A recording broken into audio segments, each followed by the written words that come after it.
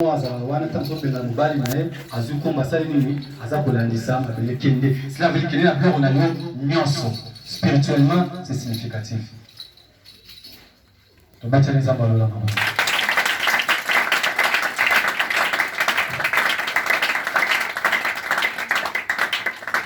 Donc soko tia makolo na yo na ndako ya nganga otia makolo na yo pamba ndona yeba kotikala kuna on contrôler vie na yo. Amen. Tu as besoin de la délivrance. Le combat spirituel est réel. Diable soka pesi na droite, azwaka na gauche. Blo mususu rokanga papa ndoki, mama ndoki, tamfeza kaka etamboli na yo. Otama kolo wapi? Bamema yo wapi? Bakenda na yo wapi?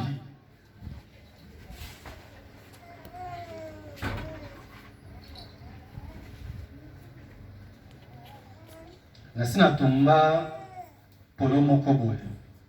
Polo wana ndeko moko tosambela wana awa afekataki ndako nganga enganga nde moto apesa ye polo wana. Les anges n'ont été assurés et lamba influence et lamba. Après matin na mondo kwa moninga. Na ba poudre ba pesa ki na ba livre moko ba koma soki na ki musulman soki pe na latin na libité. Je crois tout tumba ki yango na tinda ki frère Jonathan na bondo pour na ngo na pesi frère kendo ko tumba yango. Amen. C'est ça notre doctrine. Tango bato baza koyela yo ba biloko wana. Bible za koloba même dans le Nouveau Testament. Tant que apôtre et Pierre baza côté évangile. Bible bato ko bakenda ko pratiquer ba œuvre magique, baza ko ba livre magique na bango wana. Et pas apôtre. Apôtre na ko zwa ngo no po basalela ngo, wana ko zonko basali ba tumba yango. Ba tumba yango.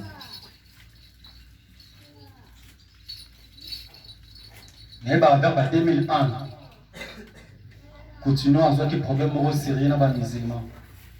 Pourquoi? Parce qu'à Tumba qui va livrer, il y a des musulmans. Pourquoi les musulmans sont trop brutales? Téléméla continue. Continue pour le voir à Téti. Alors, on a pu nous faire pardon. C'est bon qu'il y a justice, donc il y a justice. Nous avons salut conformément à la parole du Seigneur, la doctrine. Je suis un chrétien. Verset en gros. Ma porte, ma livre magique. Moto aye awa. Ayelinga ba livre na bango. Biso tozana tina na ngote. Comme andimi Jésus-Christ comme Seigneur et Sauveur, na zui yango, na tumbi yango conformément à la parole du Seigneur.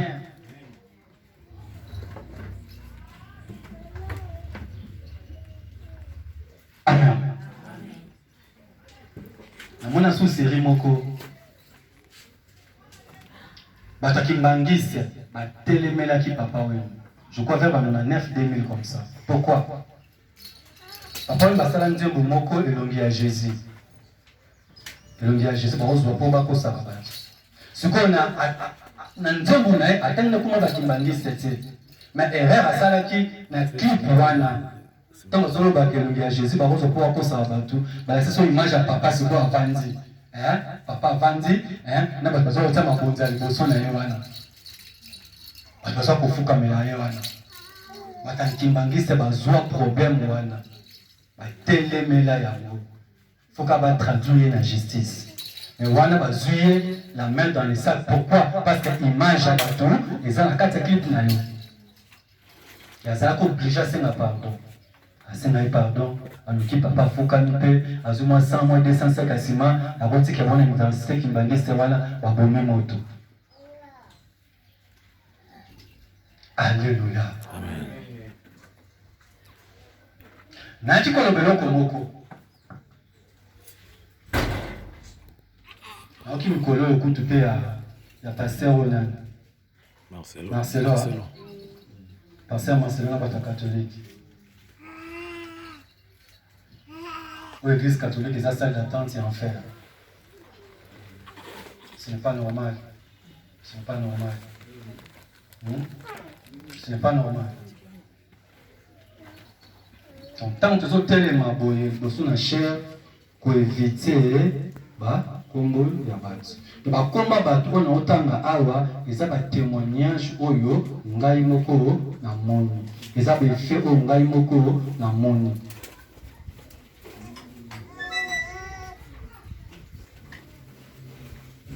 Encore un peu catholique, parce qu'on a bango dou, moi bataille, me la vitesse moko exacte.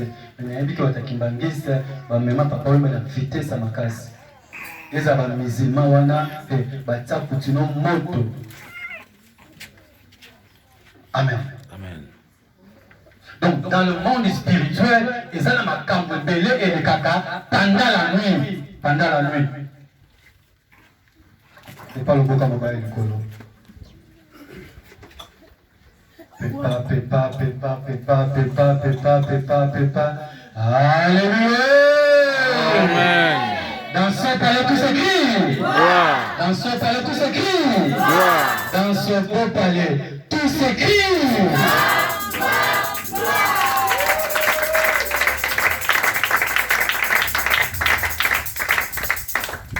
Amen. On a une pratique qui nous sous-sous. Tout ça, héritage va papa na biso bazio ba ancêtre na biso biso bitu comment utiliser en parfois toujours ça moi utilisation moko abusive donc je bandelo ko sala baturo ba sala no bongo na signification likambo osalela oyebite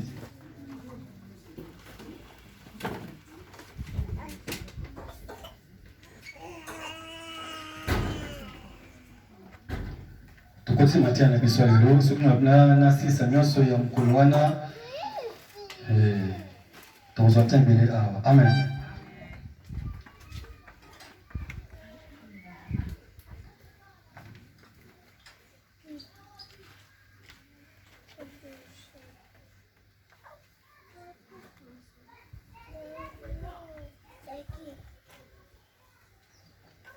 Nous sommes dans le livre de 2 Rois chapitre 2, 2 Rois chapitre 2, du 1er jusqu'au 25e verset.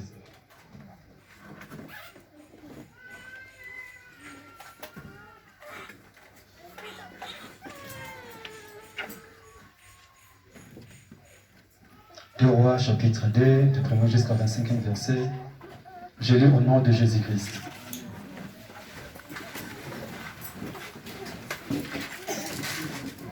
Lorsque l'Éternel fit monter Élie au ciel dans un tourbillon, Élie partait de Gilgal avec Élisée.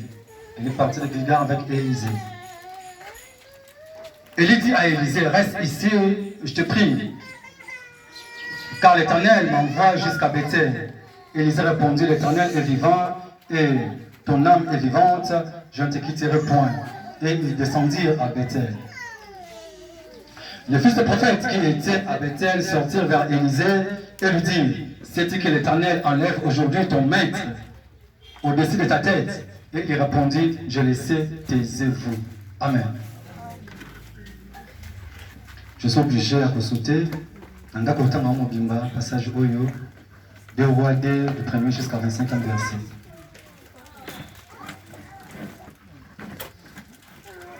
Verset 6.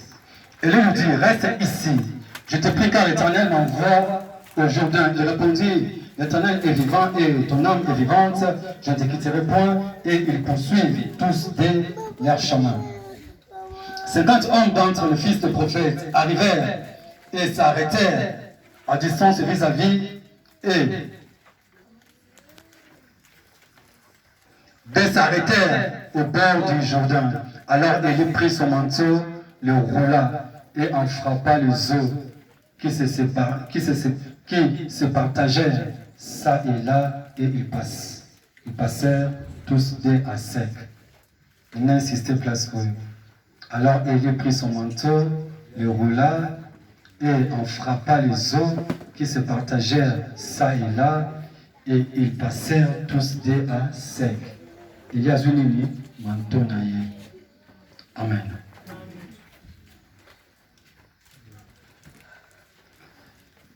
Ça qu'on souhaitait.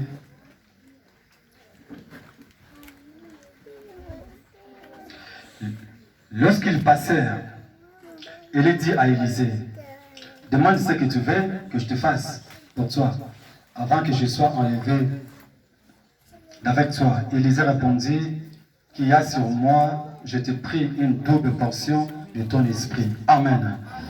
Tu comprends dans l'abysse. On a compris on comprend l'histoire au bien. Amen.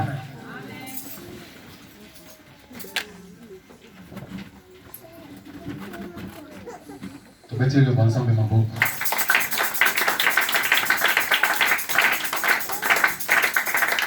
Élie, le prophète, Azalaki na aide na yé, disciple na yé. Amen. Comme on est Élisée. Dans le but Jésus-Christ, Azal le grand coach, parce qu'Azal le bon berger. Mais Atiaba berger na église.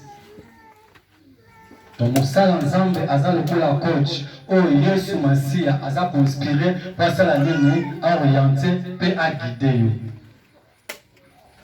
On appelle cet exemple à mon coup. Tu vas un jour, et Dieu m'a inspiré, tout ça, la service, il y a, et là-bas. On a vu mon tonneau sur Anne, et là-bas, il y a service, et là-bas, tout ça, là. Tout le monde qui témoignage, à maman, a vu son chance. Après service, sur Anne, et là-bas, d'ailleurs, qu'on est passé en confusion, en d'accord, mais après quelques temps, ça y est, mon bail, ça y est, à ce moussala, avec un bon salaire. Mais il faut se rendre compte que non, un jour à Sokola Bilamba, Bilamba Bunga na Singawana Kaka, il y a mobile naïe. Chemise à mobile naïe, na oya moana. Et après, événement, vie comme compliqué. Nous sommes dans un monde des esprits. Et nous sommes inspirés dans les services pour ça, tout le monde paye, témoignage, résultat, ça, ils sont palpables. Tout ça qui samedi, samedi, tout ça qui la prière. Tant que tout ça qu'on bonde là. Je crois que si je n'ai pas compris dès le début, mais Amen. Et je compris que c'était le Saint-Esprit. Bané bazaki samedi. Bandeko bazaki samedi, bayebi mon nazoloba. Tant au bon de là, tu peux à 13h 14h. Dans le Bible, la tine de ces jours, tu as un esprit de mort. Tu vas nous comme un esprit de mort. Papa, ici.